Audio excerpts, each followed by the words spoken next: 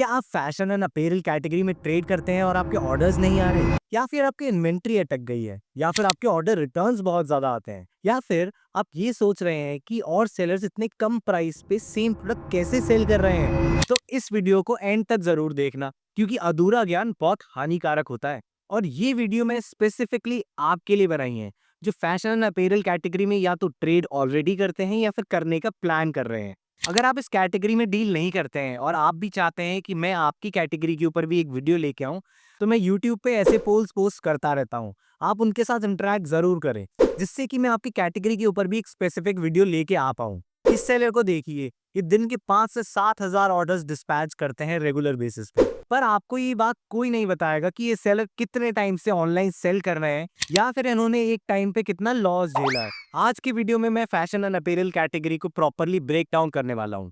Video शायद थोड़ी लंबी हो सकती है, तो आराम से समय निकाल के इस वीडियो को जरूर देखिएगा, क्योंकि इसमें मैं डिटेल में सारी चीजें फैशन एंड अपैरल कैटेगरी के बारे में बताने वाला हूँ। वैसे आप शायद जानते ही होंगे कि मैं इस कैटेगरी में लास्ट 5 ईयर से ट्रेड कर रहा हूँ, और इस कैटेगरी में ट्रेड करना इतना ईजी नहीं है। और ये कैटेगरी आपको इतना प्रॉफिट दे सकती है कि शायद ही कोई और कैटेगरी दे पाए। अगर आपने मेरा ये वाला वीडियो अभी तक नहीं देखा है, तो सबसे पहले इस वीडियो को पॉज करो और जाके ये वाला वीडियो देखो, जिससे कि आपको इस वीडियो में बताई हुई सारी बात प्रॉपर्ली समझ में आ पाए। सबसे ज्यादा sellers fashion and apparel category में ट्रेड करते हैं, क्योंकि क्लोथिंग को बनाना बहुत ही इजी होता है, इन्वेस्टमेंट कम लगता है और रॉ मटेरियल भी इजीली अवेलेबल हो जाता है। फैशन एंड अपैरल कैटेगरी में बहुत सी सब कैटेगरीज है। चलिए सबके बारे में एक एक करके जानते हैं। शुरू करने से पहले मैं कुछ ऐसी बातें बता देता हूँ जो पूरी अपैरल कैटेगरी पे अप्लाई होती है।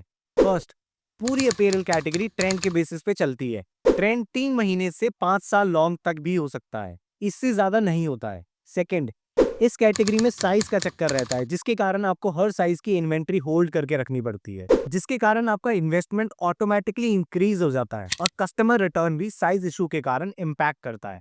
थर्ड, जीतता वही है जो लास्ट तक टिका रहता है। जी हाँ, ई कॉमर्स एक शॉर्ट टर्म गेम नहीं, एक लॉन्ग टर्म गेम है।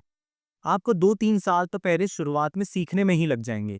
उसके बाद आपको समझ में आएगा कि आपको क्या गलतियां नहीं करनी चाहिए थी, और फिर आप चौथे साल या तीसरे साल, हर किसी के लिए ये साल अलग होता है, लेकिन 5 साल किसी भी ई कॉमर्स बिजनेस को रन करना चाहिए। मैं नहीं बोल रहा कि आप अपने बिजनेस में पैसा बहुत ज्यादा इन्वेस्ट करें। आप एक बजट डिसाइड करें और उसी में उन 5 साल तक ऑपरेट करें। बिल्कुल भी जरूरी नहीं है कि आप इसे फुल टाइम करें, आप इसे part time as a hobby भी कर सकते हैं, पर आपको इसमें 5 इयर्स इन्वेस्ट करने चाहिए एक अच्छे रिटर्न के लिए। सबसे पहली कैटेगरी आती है कैजुअल क्लोथिंग की। इसमें आती है T shirt, lower, cargo pants, ladies top, casual shirt, basically daily use के कपड़े इस सब कैटेगरी में आते हैं।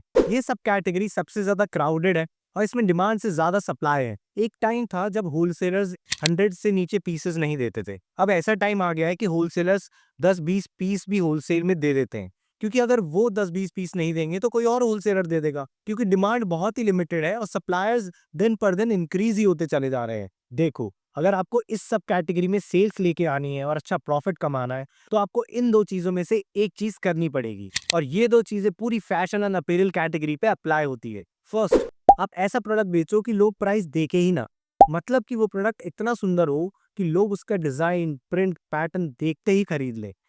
और सुंदर का मतलब ये नहीं कि वो आपको सुंदर लग रहा है, वो लोगों को सुंदर लगना बहुत जरूरी है।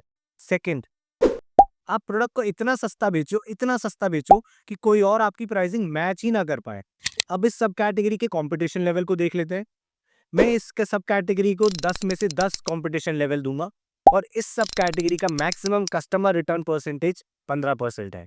फिर आती है फॉर्मल क्लोथिंग की सब कैटेगरी। इसमें आते हैं shirt, formal pant, suit, basically office वाले कपड़े। ये सब कैटेगरी बहुत ही कम क्राउडेड है, और इस सब कैटेगरी में प्रिंट से ज्यादा मैटर करता है इसके कपड़े की क्वालिटी और स्टिचिंग की क्वालिटी। और हाँ, मैं एक चीज तो बताना भूल ही गया कि आप कितना ही अच्छा प्रोडक्ट बना लो, कितना ही अच्छा डिजाइन बना लो, कितना ही अच्छा फैब्रिक चूज कर लो, कितना ही सस्ता बेच लो, अगर आपकी प्रोडक्ट इमेजेस टॉप क्वालिटी की नहीं है ना, तो इन सब चीजों का कोई फायदा नहीं है। तो इस सब कैटेगरी में सेल करने के लिए आपके प्रोडक्ट पे अच्छे रिव्यूज होना बहुत ज्यादा जरूरी है, और टॉप क्लास की इमेजेस तो मैंडेटरी है ही। इस सब कैटेगरी का कंपटीशन लेवल 10 में से 8 है, और मैक्सिमम कस्टमर रिटर्न परसेंटेज 10% है। नेक्स्ट सब कैटेगरी आती है एथनिक वेयर की। इसमें आते हैं सूट, साड़ी, मेन कुर्ते, शेरवानी, लहंगे, सरल भाषा में ट्रेडिशनल कपड़े, इस सब कैटेगरी में सेलर्स तो बहुत हैं, पर फिर भी ये सब कैटेगरी बहुत ही अच्छी है क्योंकि मार्केट की डिमांड अभी भी पूरी नहीं हो रही है। इस सब कैटेगरी में आपको क्वालिटी और डिजाइन दोनों पे ही ध्यान देना बहुत ज्यादा जरूरी है, क्योंकि अगर आपने ऐसा नहीं किया तो ये जनाब एक शादी में पहन के आपको ये सूट वापस कर देंगे। इस सब कैटेगरी का कंपटीशन लेवल 10 में से 5 है और इसका कस्टमर रिटर्न परसेंटेज 12% है। नेक्स्ट सब कैटेगरी आती है फुटवेयर की। इस सब कैटेगरी में टायर 3 या इंडिया 3 को टारगेट करके सेल करना बहुत ही इजी है, पर इंडिया 1 या टायर 1 सिटी में अगर आप अपना फुटवेयर सेल करना चाहते हैं तो आपका प्रोडक्ट एक वेल नोन ब्रांड का होना बहुत ही ज्यादा जरूरी है, क्योंकि वहां के लोग ब्रांडेड फुटवेयर पहनना ही पसंद करते हैं। इस सब कैटेगरी में कंफर्ट और यूजेबिलिटी सबसे ज्यादा मैटर करती है। कंपटीशन लेवल है 10 में से 6 का और मैक्सिमम कस्टमर रिटर्न परसेंटेज है 12। नेक्स्ट सब कैटेगरी आती है लेडीज नाइटवेयर एंड लॉन्जरी की। ये कैटेगरी बहुत ही ज्यादा सेफ कैटेगरी है। इसमें सेल्स बहुत ही ज़्यादा ईज़िली आ जाती है, पर इसमें मार्जिन ज़्यादा अच्छे नहीं मिलते हैं, अगर आपने एक ब्रांड बिल्ड नहीं किया है तो। इस सब कैटेगरी के बायर्स ज़्यादातर टायर 3 सिटी से होते हैं, अगर आपका नॉन ब्रांडेड प्रोडक्ट है तो। और अगर आपने एक वेल नोन ब्रांड बिल्ड कर लिया है, तो आप टायर 1 सिटी में अच्छे मार्जिन्स के साथ ईज़िली सेल कर सकते हैं। इस सब कैटेगरी में ज़्यादा साइज़ का इश्यू भी नहीं होता, जिसके कारण आपको अपना पैसा इन्वेंट्री में ब्लॉक नहीं करना पड़ता और ये प्रोडक्ट रेडिली अवेलेबल हो जाता है आपके लोकल होलसेल मार्केट में। मीशो पे अंडरगारमेंट्स और लॉन्जरी आइटम्स पे नो रिटर्न पॉलिसी अप्लाई नहीं होती है, जिसके कारण आपको बहुत से फेक रिटर्न्स आ सकते हैं। इस सब कैटेगरी का कंपटीशन लेवल 10 में से 7 है और मैक्सिमम कस्टमर रिटर्न परसेंटेज 10% है।